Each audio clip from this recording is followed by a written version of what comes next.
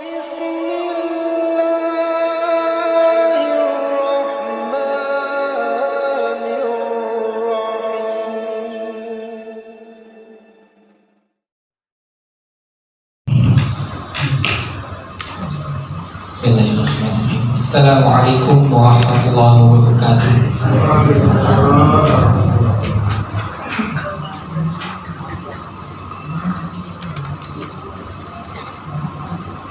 A'udzu billahi minasy syaithanir rajim. Bismillahirrahmanirrahim. La uqsimu biyaumil qiyamah wa la uqsimu bin nafsil lawwamah bal yuridul insanu liyafjura amamah yas'alu ayyana yaumul qiyamah فإذا برق البصر وخسف القمر وجمع الشمس والقمر يقول الإنسان يومئذ أين المفر كلا لا وزر إلى ربك يومئذ المستقر ينبأ الإنسان يومئذ بما قدم وأخر بل الإنسان على نفسه بصيرة ولو ألقى معاذيره لا تحرك به لسانك لتعجل به إن علينا جمعه وقرآنه فإذا قرأناه فاتبع قرآنه ثم إن علينا بيانه كلا بل تحبون العاجلة وتذرون الآخرة وجوه يومئذ ناظرة إلى ربها ناظرة ووجوه يومئذ باسرة تظن أن يفعل بها فاقرة كلا إذا بلغت التراقي وقيل من راق وظن أنه الفراق والتفت الساق بالساق إلى ربك يومئذ المساق فلا صدق ولا صلى ولكن كذب وتولى ثم ذهب إلى يتمطى أولى لك فأولى ثم أولى لك فأولى أيحسب الإنسان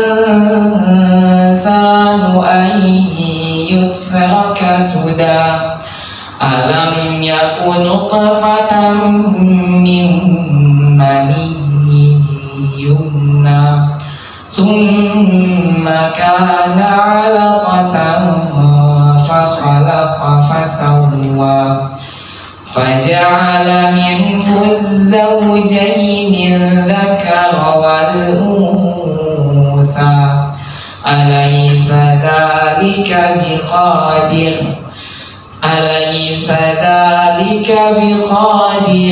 على أن يحيي الموتى صدق الله العظيم.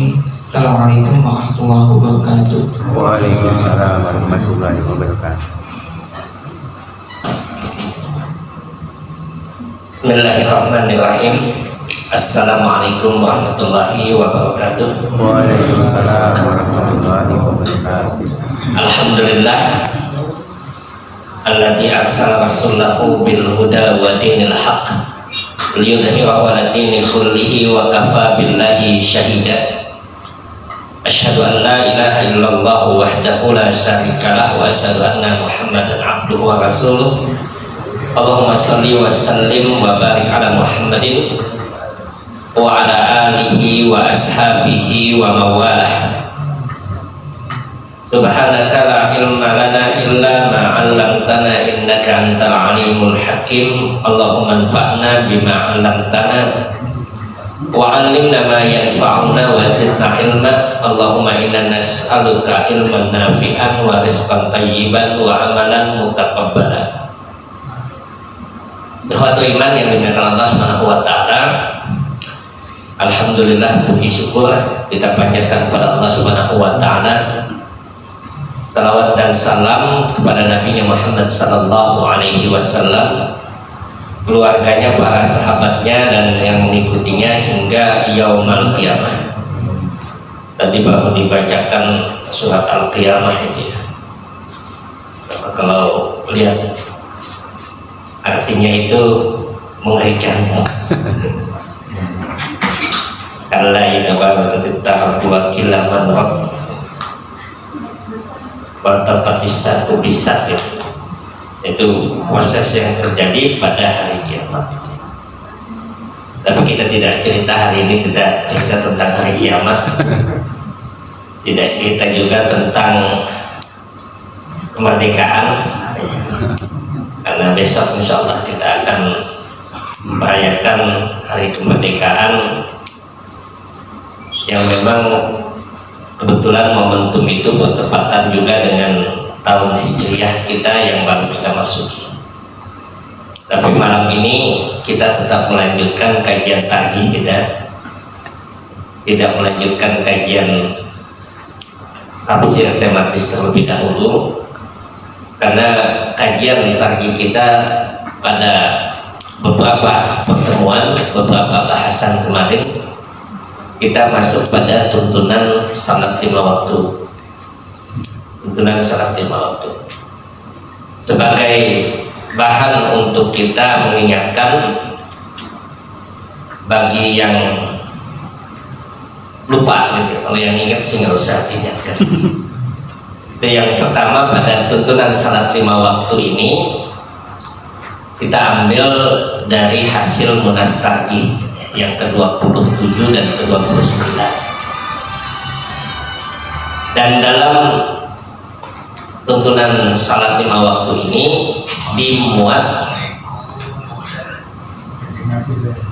dimuat di dalam himpunan putusan tarjih jilid yang ketiga, yang terbaru. Apa yang istimewa dari tuntunan salat 5 waktu pada munas tarjih ke-29 ini, bahwa tuntunan salat 5 waktu pada munas tarjih yang ke-29 ini dibuat lebih lengkap, lebih komprehensif. Jadi diawali dari pengertian salat dan dasar hukum salat. Itu sudah kita kaji bahwa yang dimaksudkan dengan salat itu adalah doa secara bahasa. Orang yang salat itu ya orang yang berdoa. Maka bahasa Indonesianya sembahyang. Sembahyang gitu ya, sembahyang gitu. Kalau itu beda itu ya. Kalau ya salat itu berdoa. Jadi ini definisinya. Dan secara istilah itu perkataan dan perbuatan yang diawali dengan takbir, diakhiri dengan salam. Itu ibadah salat. Kemudian setelah membahas tentang pengertian salat, maka disebutkan juga tentang hakikat dari ibadah salat itu. Apa sih hakikatnya ibadah salat itu? Karena salat itu adalah doa, permohonan, permintaan kita kepada Allah Subhanahu wa Ta'ala. Di dalam ibadah salat itu, maka Allah jadikan salat itu sebagai media, sarana kita untuk meminta tolong. Wasta'inu bis-sabri was-shalah. Dalam surat apa itu? Surat Al-Quran ya. Gampang, udah sudah jawabnya gampang. Karena surat apa? Nah, hafal suratnya ya sudah surat Al-Quran Pak. Surat Al-Quran, surat Al-Baqarah itu ya. Dalam surat Al-Baqarah ayat yang ke-45 ini, wasta'inu bis-sabri was-shalah, dan minta tolonglah kalian dengan sabar dan salat. Kenapa dengan sabar? Karena sabar itu artinya adalah dia mengekang, menahan, itu sabar. Apa yang dikekang dan ditahan itu, yaitu hatinya, lisannya, dan anggota badannya. Wassalah dengan salat, maka hati, lisan, dan anggota badannya itu ditahan untuk melakukan hal yang tidak diridhoi oleh Allah. Dengan apa? Dengan mengalihkan pada ibadah salat. Ini ayat yang kita dapatkan dalam surat Al-Baqarah tadi. Maka salat itu media untuk kita meminta pertolongan kepada Allah Subhanahu wa Ta'ala. Kemudian berikutnya, dasar hukum salat 5 waktu. Tahu dalilnya, landasannya untuk kita menyatakan bahwa salat 5 waktu itu wajib, fardu tidak kerjakan. Mana dasar hukumnya? Ada di dalam Al-Quran dan hadis Nabi SAW. Dalam Al-Quran sangat banyak kita dapatkan ayat Allah Subhanahu wa Ta'ala yang memerintahkan untuk sholat.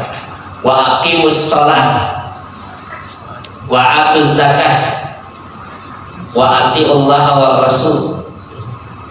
Ini kita dapatkan dalam Al-Quran surat An-Nur ayat 56.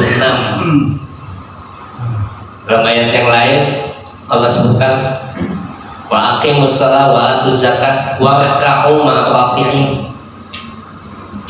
Nah, ini ayat-ayat yang berbicara perintah tentang sholat. Nah, ayat tersebut kemudian dijelaskan oleh Nabi SAW. Kalau dalam ayat tadi itu hanya menyebutkan tentang perintah sholat, perintah untuk kita berdoa kepada Allah Subhanahu wa Ta'ala, perintah untuk kita meminta pertolongan kepada Allah Subhanahu wa Ta'ala dengan ibadah sholat. Bagaimana sholat itu? Sholat apa yang dimaksudkan dengan ayat itu? Maka kita dapatkan rangkaian banyak hadis Nabi SAW yang menjelaskan tentang ayat tadi. Di antaranya hadis Nabi SAW, bunyal Islamu ala khamsin, syahadatu an la ilaha illallah wa anna Muhammadar Rasulullah, wa tuqimus salat wa tu'tiyaz zakat wa tasawwu ramadan wa tahujjul baita man istata'a ilaihi sabila. Ini hadisnya yang kita dapatkan muttafaqun alaih, diriwayatkan oleh Imam Al-Bukhari dan Imam Muslim. Islam itu dibangun di atas 5, kata Nabi SAW, bahwa Islam itu dibangun di atas 5. Kalau bangunan ini tidak ada salah satunya, maka tidak terbentuk Islam itu dengan sempurna. Maka disebut dengan bunyal Islam ala khamsin. Dibangun Islam itu di atas 5. Bangunan pondasi Islam itu 5. Apa yang pertama? Syahadat alla ilaha illallah wa asyhadu anna Muhammadar Rasulullah. Terus yang kedua adalah mendirikan salat atau menegakkan salat, membayar zakat, berpuasa Ramadan, dan pergi haji jika mampu. Dalam hadis yang lain Nabi SAW kedatangan seseorang yang bertanya kepada beliau. Hadis Nabi SAW itu menyebutkan orang tadi bertanya, ya Rasulullah, wahai Rasulullah SAW, salat apa yang Allah fardukan, Allah wajibkan kepada saya? Kata Rasulullah, as-salawatul khams. Dalam lafaz yang lain disebutkan khamsus salawatin fil yaumi wal laila, yaitu salat 5 waktu sehari semalam, itu yang diwajibkan. Nah, dari hadis ini maka ayat tadi dijelaskan, ya. Ayat tadi dijelaskan perintah sholat yang sifatnya mutlak tadi, lalu dijelaskan diikat bahwa yang diwajibkan itu hanya 5 waktu. Selebihnya apa? Selebihnya adalah sunnah. Jadi selain salat yang 5 waktu itu, hukumnya adalah tidak fardu, tidak wajib, atau tidak fardu ain. Kalau jenazah misalkan, dia tidak fardu ain, tetapi fardu kifayah, tidak sampai ke seperti fardu ain. Nah, ini landasannya. Baru kemudian masuk pada persiapan untuk sholat. Persiapan untuk sholat itu kemarin kita ada 4 persiapan untuk sholat. Yang pertama apa? Jangan lihat cantekan Mas Eko. Yang pertama betul. Dukhulul wakti, masuknya waktu sholat. Kalau sholat 5 waktu, sholat yang fardu itu tidak ada kewajiban sholat kita, tidak ada fardunya kita untuk mengerjakan, kecuali kalau sudah masuk waktu. Dukhulul waktu. Dan juga begitu, tidak boleh kita mengerjakan sholat 5 waktu di luar waktunya. Ya, lebih cepat lebih baik. Jadi tidak boleh di luar waktunya, tidak boleh juga belum waktunya. Ini kan yang disebut dengan dukhulul waktu, itu masuknya waktu tadi. Nah, bagaimana orang yang dia sholat di luar waktu karena kondisi tertiduran atau pingsan? Pingsan dari subuh sampai maghrib misalnya. Panjang.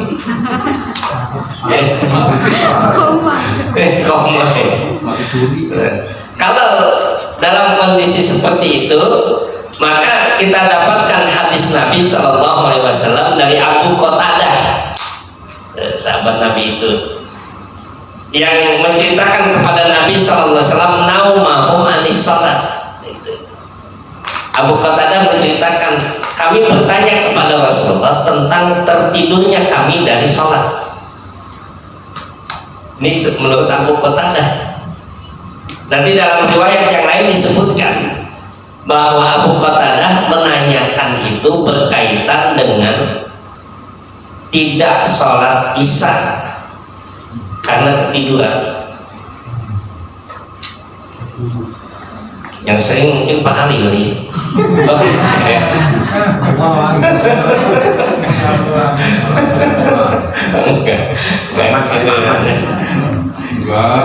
Ini Abu Qatadah, tapi nggak apa-apa. Berarti yang pernah terjadi, sahabat juga terjadi juga seperti itu. Jadi manusiawi, gitu ya. Baqala innahu laisa bin naumi tafriqan, innama tafriqu bil yaqظah.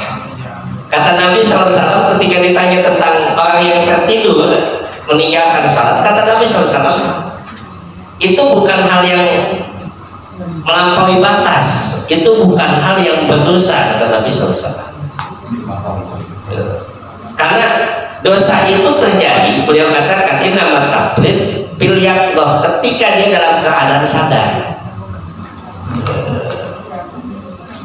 Lalu kemudian Nabi mengatakan faidan nasya ahadukum sholat, kalau ada seseorang yang lupa di antara kalian untuk sholatnya, lupa dia tidak mengerjakan sholat, au nama, atau dia tertidur, fal yusalliha idza dzakaraha, maka hendaklah dia sholat ketika ingat. Ini ada apa artinya? Bahwa diampuni, dimaafkan, dianggap uzur secara syariat, halangan secara syariat, kalau seandainya dia tertidur atau tidak ingat sholat, dan lakukan ketika dia ingat. Tapi tidak ada kodok. Kalau seandainya dia tinggalkan sholat dengan kesengajaan. Oh, dulu saya nggak sholat 10 tahun. Misalkan ya, ada orang yang dulu saya meninggalkan sholat, saya baru sholat umur 21 misalkan. Berarti 5 tahun atau 4 tahun saya nggak sholat. Dihitung 4 tahun kali 366 hari. Gak apa-apa Ustaz itu. Masyaallah. Lalu kemudian apa yang dilakukan? Dia mengkodok sholatnya. Kalau itu dilakukan dulu dalam keadaan sadar, bukan karena tidak ingat atau pingsan atau tertidur, maka tidak ada kodok itu. Karena Nabi SAW menyebutkan tadi innama tafrid fil yaqdah, dosa itu terjadi ketika seorang melakukan dalam keadaan sadar, dia meninggalkan kewajiban atau melakukan hal yang dilarang dalam keadaan sadar, maka itu dosa. Dan ketika dia meninggalkan kewajiban tadi, tidak ada qada. Bagaimana menggantinya? Nanti dalam ayat Allah Ta'ala menyebutkan dalam surat Hud, surat yang ke-11, Allah menyebutkan kepada kita, innal hasanati yudhibna sayyi'at. Kata Allah Subhanahu wa Ta'ala, kebaikan-kebaikan yang kita lakukan akan menutup keburukan yang kita perbuat. Dan di antara kebaikan untuk mengqadha sholat yang kita tinggalkan dengan apa? Dengan melakukan dan memperbanyak sholat sunnah. Ini bukan sholat wajib lagi. Ini yang terkait tadi, bahwa persiapan salat tadi itu dukhulul waqt, masuk pada waktu salat. Kemudian situl aurat, menutup aurat. Menutup aurat ini hal yang harus dilakukan bagi orang yang salat. Yang ketiga adalah bersihnya, sucinya badan, pakaian, dan tempat dari najis atau yang disebut dengan izalatun najasah. Poin yang ketiga ini dalam persiapan salat itu, ini dalam himpunan putusan tarjih yang pertama itu disebutkan dengan bab izalatun najasah, membersihkan najis. Lalu yang keempat, persiapan salat itu adalah bersihnya dari hadas kecil dan hadas besar. Izalatun najasah dan bersihnya hadas itu, itulah yang disebut dengan thaharah. Dibersihnya najis pada tempat pakaian badan kita dan bersihnya hadas itu yang disebut dengan thaharah. Apa yang dimaksudkan dengan taharah itu? Taharah itu disebutkan dalam istilah fikih itu izalatun najasati wa irtifa'ul hadas. Itu taharah. yaitu membersihkan najis dan mengangkat hadas. Bukan menghilangkan hadas, tetapi mengangkat hadas. Dengan apa? Dengan wudu dan mandi. Kenapa akan diangkat? Kalau najis dihilangkan, hadas itu diangkat. Karena najis itu sifatnya madiyah, material, kelihatan. Itu kalau najis. Kelihatan dari apanya? Warna, bau, dan rasanya. Itu najis kelihatan sudah. Yang disebutkan najis itu begitu. Tapi kalau hadas diangkat, kenapa? Karena dia melekat, bukan dalam bentuk materi, bukan dalam bentuk kelihatan, tetapi dia menempel, melekat secara hukum. Maka disebut hadas itu adalah kotoran bil hukmi, sifatnya karena hukumnya, bukan hisi. Jadi bukan yang sifatnya material, tetapi hukum. Ya, hukum dianggap sebagai hadas. Maka diangkat dengan apa? Dengan wudu dan mandi. Wudu itu karena apa? Karena hadas kecil, dan mandi itu dengan hadas besar. Nah, ini yang disebut dengan taharah tadi. Dasarnya firman Allah dalam Al-Quran surat Al-Maidah ayat yang ke-6. Surat Al-Maidah surat yang ke-5 itu. Di situ ada tentang wudu, ada tentang mandi, ada tentang tayamum, ada tentang berkaitan mengangkat hadas. Surat Al-Maidah ayat yang ke-6. Ya ayyuhalladzina amanu idza qumtum ilas shalah faghsilu wujuhakum ila akhir ayat. Surat Al-Maidah. Nah, setelah persiapan baru masuk tata cara sholat. Tata cara sholat itu dalam putusan tarjih yang ketiga ini disebutkan secara rinci, yaitu apa? Yaitu disebutkan secara poin per poin. Jadi satu persatu itu.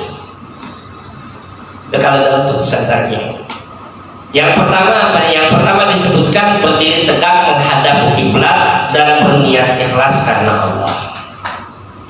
Itu poin yang pertama. Berdiri tegak dan menghadap kiblat ini harus dilakukan bagi seseorang yang dia sholat, kecuali kalau tidak mampu atau tidak dapat untuk berdiri, maka boleh dia dengan duduk atau berbaring salat.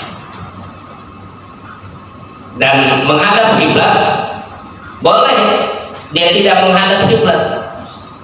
Kapan bolehnya itu? Kalau seandainya dia sholat di atas kendaraan yang tidak memungkinkan untuk menghadap kiblat. Kemarin sudah kita contohkan itu. Ya, kalau sholat di pesawat susah kita cari kiblatnya di mana itu. Ya. Baru ini kiblatnya ditunjukin sama pramugari, kiblatnya ke depan. Tidak berapa lama pesawatnya belok ke kanan. Sudah kita miring lagi ke kanan lagi gitu. Sudah. Ini yang kita dapatkan dalam hadis Nabi Sallallahu Alaihi Wasallam. Kata sahabat Nabi Sallallahu Alaihi Wasallam Abdullah ibn Umar yang mengatakan karena Rasulullah Sallallahu Alaihi Wasallam yusalli ala rahilatihi haitsuma tawajjahat bihi. Rawahu Muslim. Kata Abdullah ibn Umar, Rasulullah itu sholat di atas kendaraan kemana saja kendaraan itu menghadap. Kemana saja kendaraan itu dia menghadap, sudah sholat di situ. Dalam hadis yang lain beliau mengawalinya dengan takbir menghadap kiblat ketika mampu dan mengetahui arah kiblat. Maka kendaraannya itu diarahkan ke arah kiblat. Lalu kemudian ketika kendaraan itu berjalan, beliau tidak merubah kiblatnya sesuai dengan kendaraan itu berjalan. Ini yang menghadap kiblat. Begitu pula dengan berdiri. Yang bawa berdiri, kalau tidak mampu maka lakukan sholat itu dengan duduk, kalau tidak mampu dengan berbaring. Ini kita dapatkan dalam hadis riwayat Imam Al-Bukhari. Kata Nabi SAW, "Salli qa'iman, fa illam tastati fa qa'idan, fa illam tastati fa 'ala janbin." Kata Nabi SAW, salatlah kamu dalam keadaan berdiri. Kalau tidak mampu duduk, kalau tidak mampu berbaring. Kita mampu misalkan berdiri, silakan berdiri. Tapi kita tidak mampu untuk rukuk dan sujudnya misalkan, maka boleh kita berdiri dalam keadaan takbir. Lalu kemudian ketika kita dalam keadaan rukuk atau sujud kita tidak sanggup menekuk misalkan, maka kita siapkan bangku di belakang. Setelah takbir ketika rukuk kita duduk di bangku tadi, dibolehkan.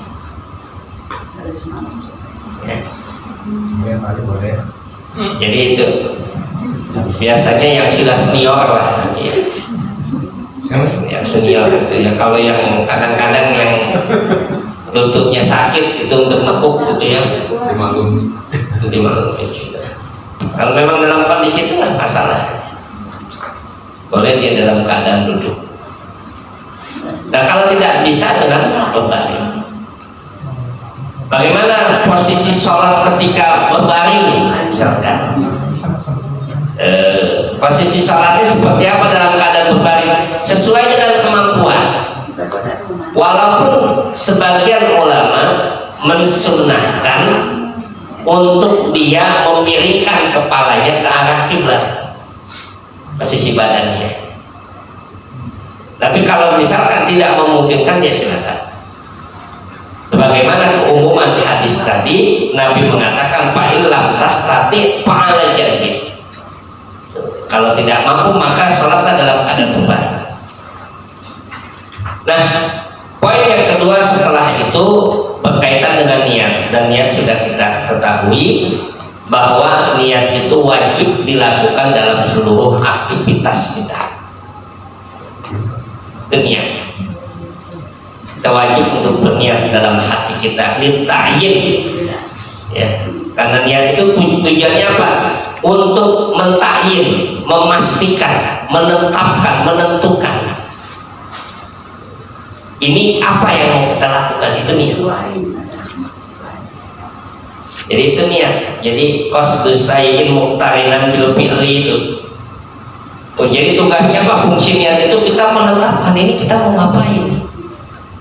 Kenapa? Karena amalan yang kita lakukan itu mengharuskan adanya amal itu kesengajaan yang dibangun di atas kesadaran. Maka itu dengan niat. Kalau ada orang sholat tanpa sadar, nggak ingat sholat itu tanpa sadar, tidur ya. Jika dia sholat tertidur misalkan, berarti sholat dalam keadaan tidak sadar. Itu Nabi omelin. Kata Nabi SAW, salatlah kamu dalam keadaan segar, ya. Tapi kalau kamu dalam keadaan mengantuk, istirahatlah. Jadi istirahat lebih dahulu, kemudian salat. Ini salat tadi. Kenapa? Karena di situ ada niat, ada kesengajaan dalam melakukan aktivitas amal. Ada kesengajaan dalam melakukan aktivitas amal. Nah ini poin yang pertama. Kemudian yang kedua, mengarahkan pandangan ke tempat sujud saat berdiri. Jadi ini yang harus dilakukan, mengarahkan pandangan ke tempat sujud, tidak ke tempat yang lain. Dari mana kita mengambil kesimpulan ini? Pertama kita lihat di dalam ayat Al-Quran surat Al-Mu'minun. Allah menyebutkan alladzina hum fi salatihim khasy'un, yaitu orang-orang yang khusyuk dalam salatnya. Nah ayat ini Dalam surat Al-Mu'minun ayat yang kedua ini kita dapatkan hadis Nabi Shallallahu Alaihi Wasallam yang menjelaskan sabab nuzul ayat. Kenapa ayat ini diturunkan oleh Allah Subhanahu Wa Taala? Yang disebut dengan sabab nuzul. Kenapa ayat ini diturunkan? Apa kata Abu Hurairah radhiyallahu taala anhu? Beliau mengatakan, anna Rasulullah sallallahu alaihi wasallam kana idza shalla rafa'a basarahu bis-sama'.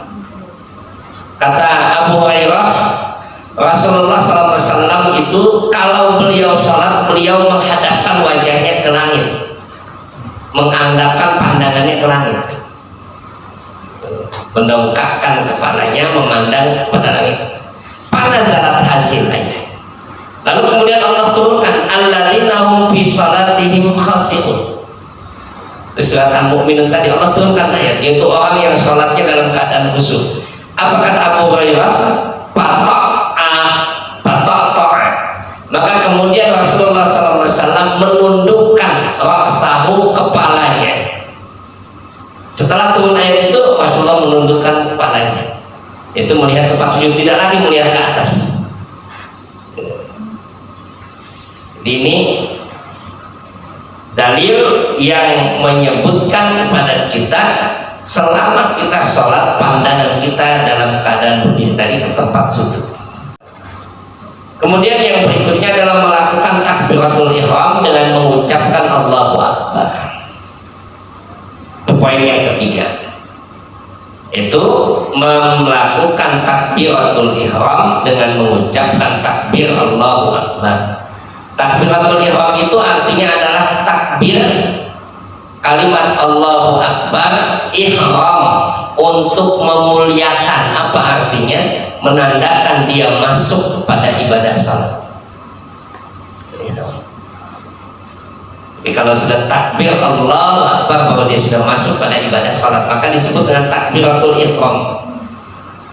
Sama kalau kita berangkat haji atau umrah, kita pakai pakaian ihram, berarti kita sudah masuk pada ibadah haji atau umrah tadi.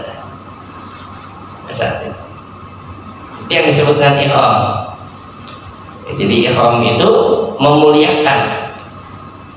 Dengan apa? Dengan melakukan ibadah tadi, maka disebut dengan takbiratul ihram.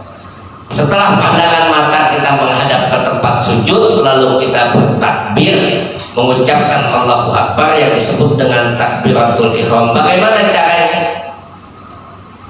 Caranya yang disebutkan dalam hadis-hadis Nabi Sallallahu Alaihi Wasallam, mengangkat kedua belah tangan sejajar dengan bahu dan memposisikan ibu jari itu di bawah telinga. Jadi sejajar dengan bahu, memposisikan ibu jari itu sejajar dengan bawah telinga kita. Itu yang kita dapatkan dalam beberapa hadis Nabi Sallallahu Alaihi Wasallam. Yang pertama kita dapatkan dalam hadis riwayat Imam Al-Bukhari. Ra'aitun Nabiya sallallahu alaihi wasallam ibtatahat takbir. Aku melihat Rasulullah sallallahu alaihi wasallam mengawali dengan takbir bis salat, dalam salatnya. Para ayadaihi hina yukabbir. Lalu kemudian beliau mengangkat kedua tangannya ketika bertakbir, hatta yaj'alahuma hatwa manqibaihi, sampai dia angkat sejajar dengan pundaknya, dengan bahunya. Nah, bagaimana posisi di bawah ibu jari itu, di bawah telinga itu, kita dapatkan dalam riwayat Nabi Sallallahu Alaihi Wasallam. Yang ini terdapat dalam riwayat Abu Dawud. Terdapat dalam riwayat Abu Dawud dari seorang sahabat yang bernama Abdul Jabbar bin Wabil, dari ayahnya annahu absara Nabi Sallallahu Alaihi Wasallam.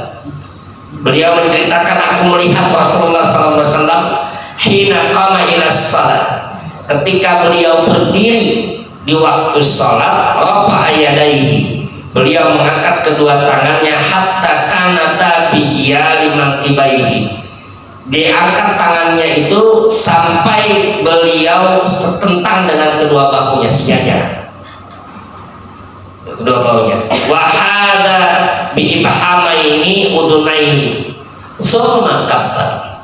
Dan beliau meletakkan ini, mensejajarkan ibu jarinya itu di bawah telinga, kemudian bertakbir. Jadi kalau yang takbirnya di depan begini aja tuh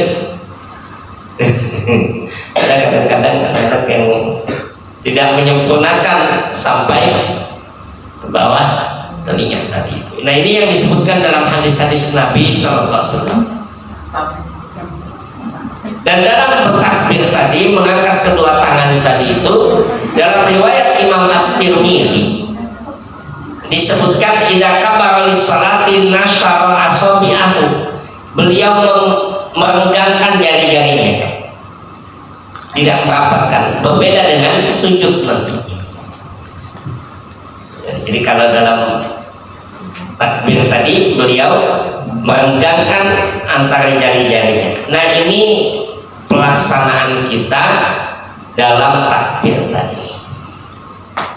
Poin yang keempat adalah bersedekap dengan meletakkan tangan di dada, tangan kanan di atas tangan kiri di dada. Letakkan. Bagaimana meletakkannya? Kalau kita lihat ada yang begini, ada yang begini, ada juga yang begini mungkin ya.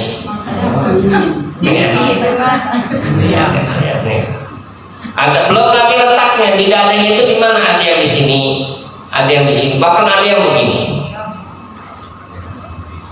Maka bagaimana tuntunan yang pas gitu kan? Tuntunan yang pas itu. Kalau yang pas ya tuntunannya dalam hadis.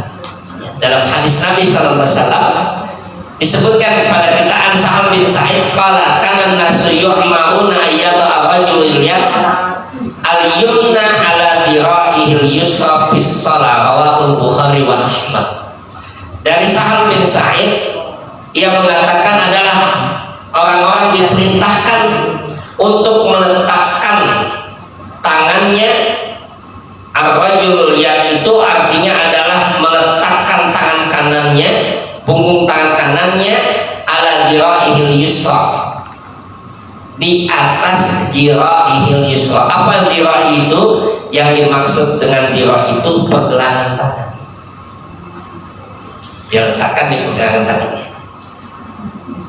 Jadi bukan pada ininya, pada lengan tangannya ini dia letakkan. Ini dira'i yang dimaksud. Jadi letakkan bukan pada punggung tangan ini, tetapi dia letakkan pada dira'i ini. Bisalah di dalam salat. Diletakkan di sini. Nah, kemudian dalam hadis yang lain dari riwayat Wa'il bin Hujr, bahkan lebih tegas lagi dalam riwayat Wa'il bin Hujr ini disebutkan an Wa'il bin Hujr qala qultu la adwanna ila salati Rasulullah sallallahu alaihi wasallam. Kata Wa'il bin Hujr, benar-benar saya akan lihat bagaimana salatnya Nabi sallallahu. Ini Wa'il bin Hujr, benar-benar saya akan lihat bagaimana salatnya Nabi sallallahu alaihi wasallam. Kaifa yusalli, bagaimana beliau salat? Kata Wa'il bin Hujr, qala faqama Rasulullah sallallahu alaihi wasallam fastaqbalal qiblah. Ketika beliau salat, Rasulullah itu menghadap kiblat, fakabbara farafa'a yadayhi. Lalu kemudian beliau bertakbir dan beliau mengangkat kedua tangannya hatta hadata udunaini, sampai sejajar dengan bawah telinganya. Lalu kemudian summa akhadha shimalahu biyamini. Lalu kemudian beliau meletakkan tangan kirinya di atasnya tangan kanannya. Itu dalam riwayat Imam An-Nasai dan Abu Dawud. Dalam riwayat yang lain disebutkan pula dari Wa'il bin Hujr tadi, sahabat Nabi Wa'il bin Hujr, qala salaitu ma'a Rasulullah sallallahu alaihi wasallam. Aku pernah salat bersama Rasulullah sallallahu alaihi wasallam. Fawada yadahul yumna ala yadihil yusra ala sadri. Beliau meletakkan tangan kanannya di atas tangan kirinya di dada. Rawahu Ibnu Khuzaimah. Nah, mana yang dimaksudkan dengan dada itu? Yang dimaksudkan dengan dada ini ukuran dari tengah ulu hati kita itu 1 pengkal, itu dada. Maka kalau ke bawah sini, ini sudah masuk bagian perut. Ya, jadi ini yang disebut dengan dada. Jadi ukuran dari ulu hati itu dada. Maka kalau dia meletakkan pada posisi sini sudah termasuk dada. Kalau dia meletakkan di atas masih juga dada. Kalau dia meletakkan atas kaki masih juga dada. Tidak salah. Tapi posisi yang tepatnya bagaimana? Hal yang disebutkan dalam hadis tadi, dalam riwayat Wa'il bin Hujr tadi itu meletakkannya di dada. Maka apa yang diambil dalam putusan tarjih, bahwa dalam meletakkan tangan kanan di atas tangan kiri di dada itu, lakukan dalam posisi yang tidak menyulitkan dan memberatkan. Jangan sampai kita memberatkan dengan pengen persis nih dada di sebelah sini makan begini, repot. Ya. Jadi letakkan yang memudahkan bagi kita, karena ukuran dada itu seperti yang disebutkan oleh banyak para ulama dan kita dapatkan dalam kamus bahwa dada itu ukurannya seperti ini, sejengkal dari apa yang ada di atas perut kita. Nah, itu yang disebutkan dengan dada. Baru kemudian setelah itu pada poin yang kelima, membaca doa iftitah, atau suka juga disebut istiftah. Iftitah itu artinya pembuka sholat, membuka sholat kita sebelum kita membaca ayat-ayat Al-Quran. Apa bacaan doa iftitah atau istiftah itu? Ada beberapa doa iftitah dan istiftah tadi yang disebutkan dalam tarjih. Yang pertama, Allahumma ba'id baini wa baina khataayaya kama ba'adta bainal masyriqi wal maghrib. Allahumma naqqini minal khataaya kama yunaqqas thawbul abyadu minad danas. Allahumma ighsil khataaya ya bil ma'i was salji wal barad. Ini dalam riwayat siapa? Dalam riwayat Imam Al-Bukhari. Maka majelis mendahulukan ini karena riwayatnya Imam Al-Bukhari. Maka didahulukan Allahumma ba'id baini wa baina khataayaya kama ba'adta bainal masyriqi wal maghrib. Allahumma naqqini minal khataaya kama yunaqqas thawbul abyadu minad danas. Allahumma ighsil min khataayaya bil ma'i was salji wal barad. Ini ada dalam riwayat Imam Al-Bukhari. Nanti ada yang kedua dalam riwayat Imam Muslim. Redaksinya sama tetapi ada sedikit perbedaan. Kalau tadi dikatakan Allahumma ba'id baini wa baina khataayaya kama ba'adta bainal masyriqi wal maghrib, sama dengan riwayat Imam Muslim. Kemudian dalam riwayat Imam Al-Bukhari tadi Allahumma naqqini min khataayaya kama yunaqqas thawbul abyadu minad danas, sama dengan riwayat Imam Bukhari tadi. Allahumma ighsilni min khataayaya bisalji wal ma'i wal baradi. Ujungnya yang agak beda. Kalau tadi bukan bisalji wal ma'i wal baradi, minal khataaya bil ma'i was salji wal baradi, tapi dalam riwayat Imam Muslim bisalji wal ma'i wal baradi, saljinya didahulukan. Jadi dua ini ada dalam riwayat yang sahih. Jadi kalau yang membaca bisalji wal baradi, ya, bil salji wal ma'i wal baradi ini dia menggunakan riwayat Imam Muslim. Kalau yang mendahulukan bil ma'i was salji wal baradi, al-ma'nya didahulukan, maka dia menggunakan riwayat Imam Al-Bukhari. Boleh bacanya. Ada juga yang baca doa istiftah atau iftitah yang kedua, yaitu bacaan yang kita dapatkan dalam riwayat Ali bin Abi Thalib, menyebutkan pada kita wajjahtu wajhiya lilladzi fatawas samawati wal ard hanifan muslimah wa ma ana minal musyrikin inna salati wa nusuki wa mahyaya wa mamati lillahi rabbil alamin la syarika lahu wa bidzalika umirtu wa ana minal muslimin. Dalam riwayat yang lain wa ana awwalul muslimin.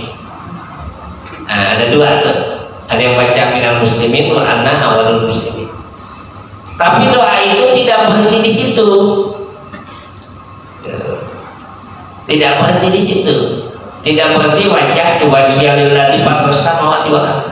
Dalam riwayat Ali bin Abi Thalib pada hadis Abu Dawud disebutkan riwayat yang panjang, setelah baca itu Nabi SAW membaca Allahumma anta malikul haq la ilaha illa ant Rabbi wa ana abduk, engkau adalah Tuhanku dan aku adalah hambamu, dalam tu nafsi aku telah menganiaya dirimu, diriku sendiri, wa ta'awtu bidambi, aku akui dosa-dosaku, faghfir li dzunubi jami'an, maka ampunilah dosa-dosaku seluruhnya, innahu la yaghfiru dzunuba illa ant, karena tidak ada yang bisa mengampuni dosa kecuali hanya Engkau.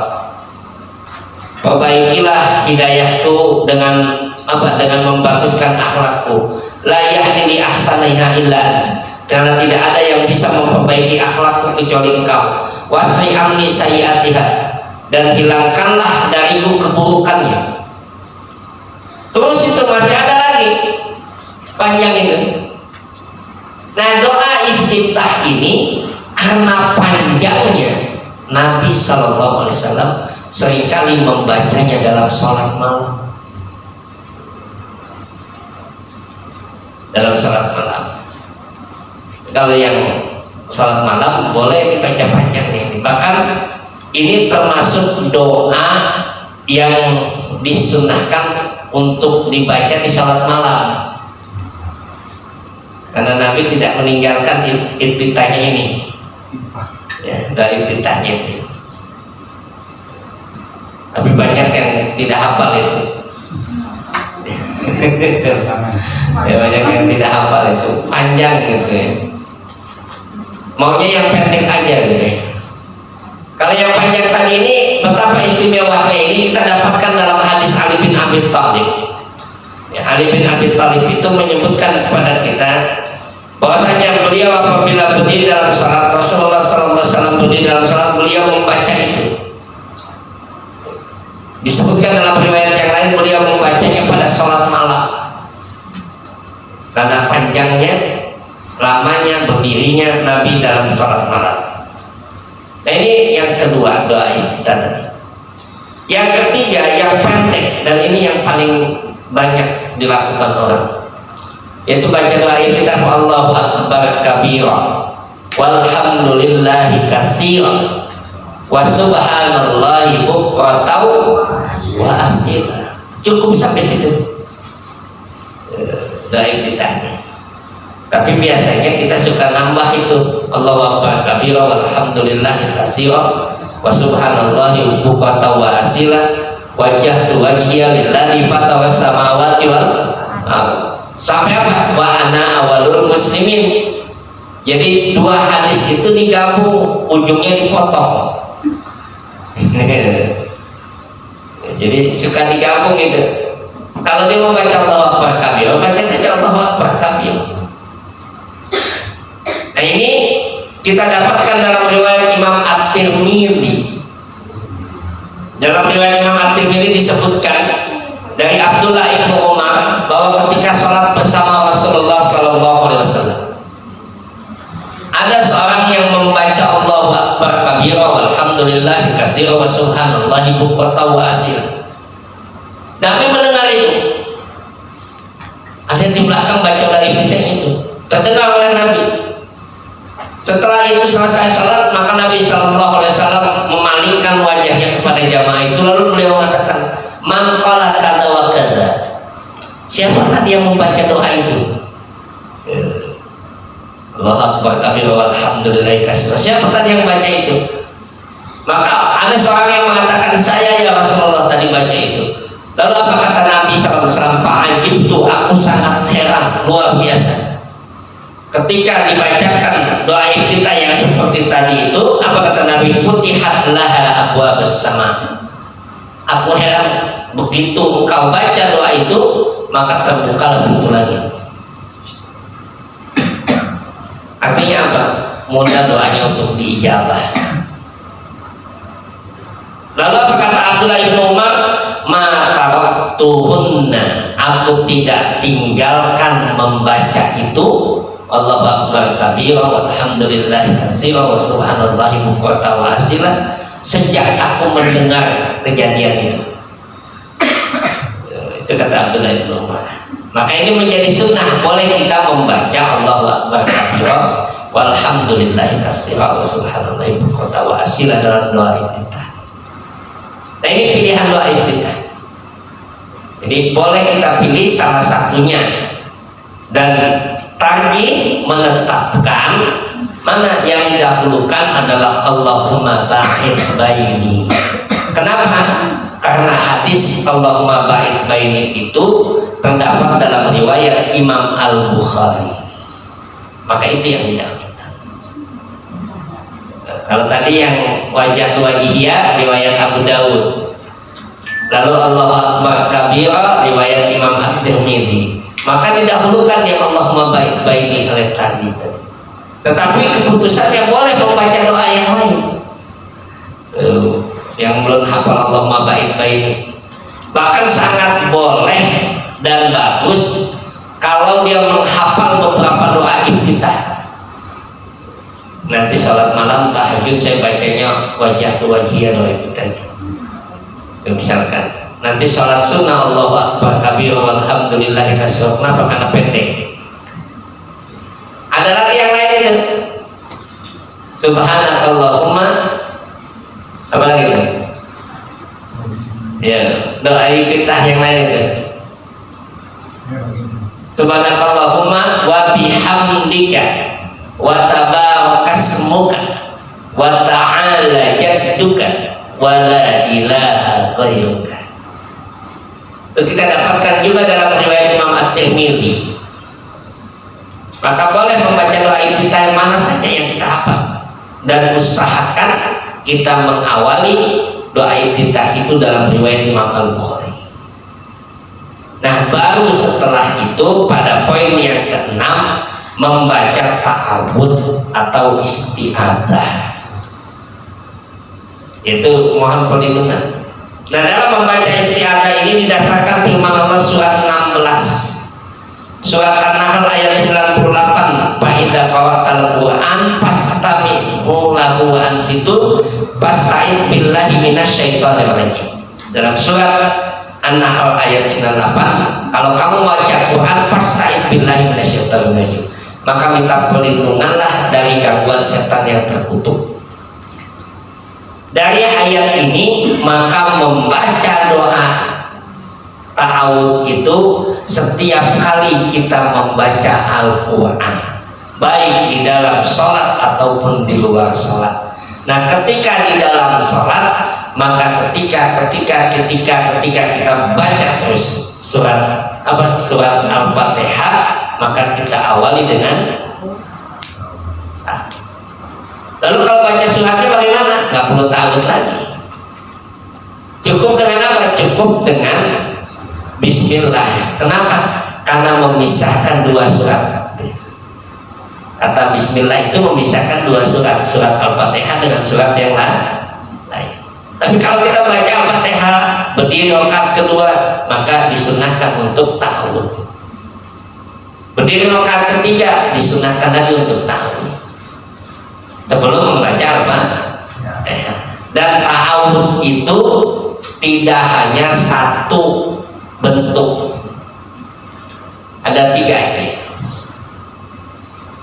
Yang pertama a'udzubillahi minasyaitonir rajim, yang kedua a'udzubillahi samiil alim minasyaitonir rajim, yang ketiga a'udzubillahi samiil alim minasyaitonir rajim min hamzihi wa nafkhihi wa nafthihi.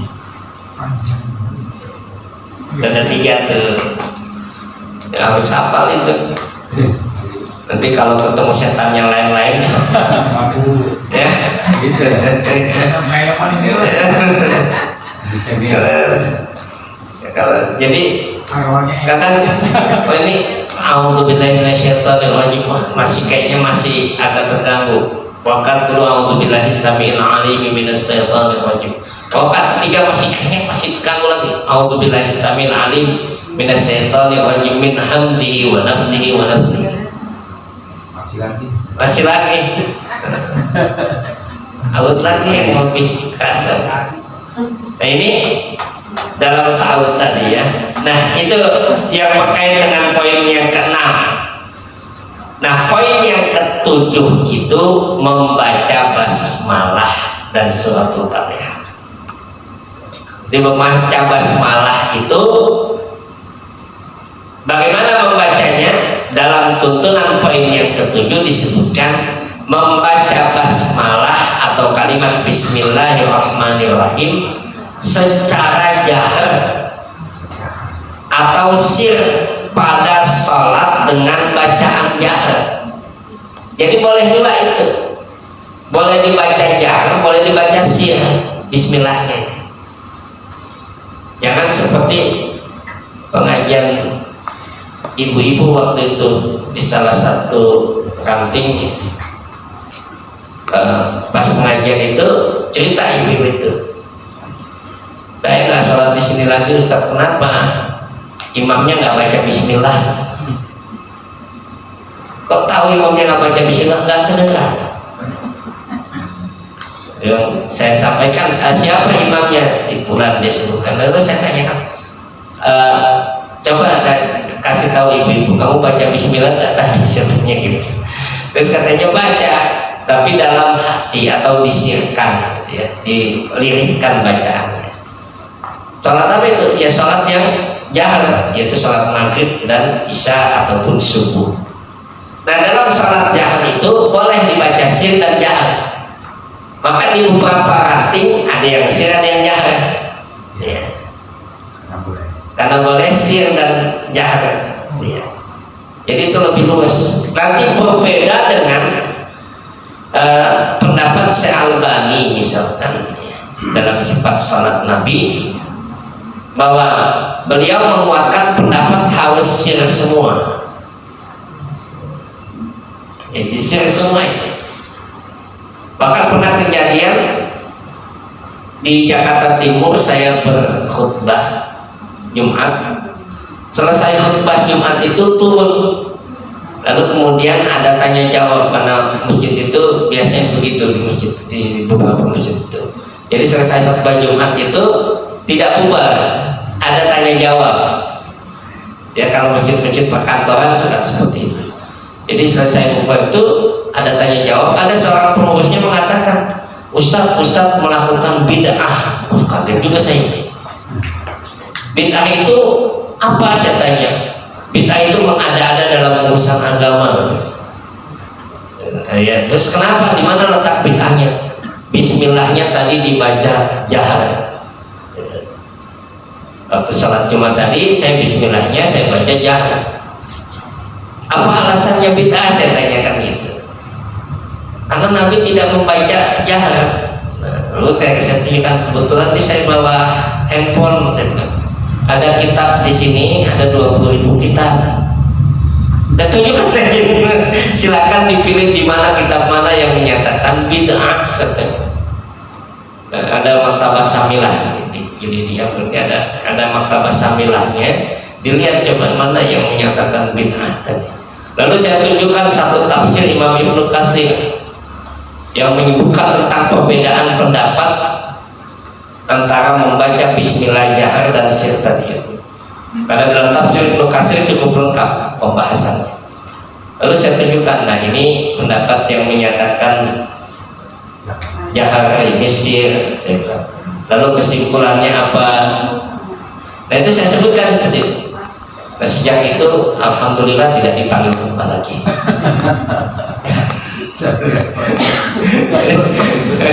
Jadi saya sampaikan seperti itu ya. Kan kalau kita nggak dipanggil lagi kan berarti alhamdulillah beban kewajiban kita udah selesai gitu kan. Ya bukan apa. Saya sampaikan ini karena tidak memahami gitu ya. Tidak memahami. Jadi ketika kita memahami bahwa memang itu dibolehkan sir dan jahar, sudah lunakkan saja, jangan dikeraskan.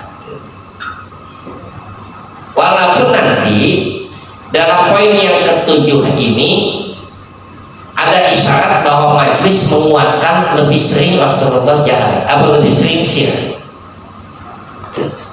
Karena hadis-hadis tentang sir itu lebih banyak dibandingkan jahar, tetapi tetap membolehkan jahar.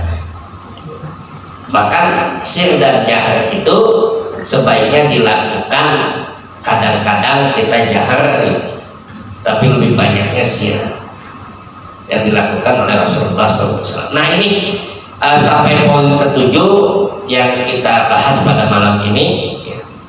Karena saya khawatir besok ada upacara bendera, jangan terlalu panjang sudah kelewatan juga. Mudah-mudahan ada manfaatnya bagi kita sekalian, dan silakan kalau nanti ada yang ingin dipertanyakan.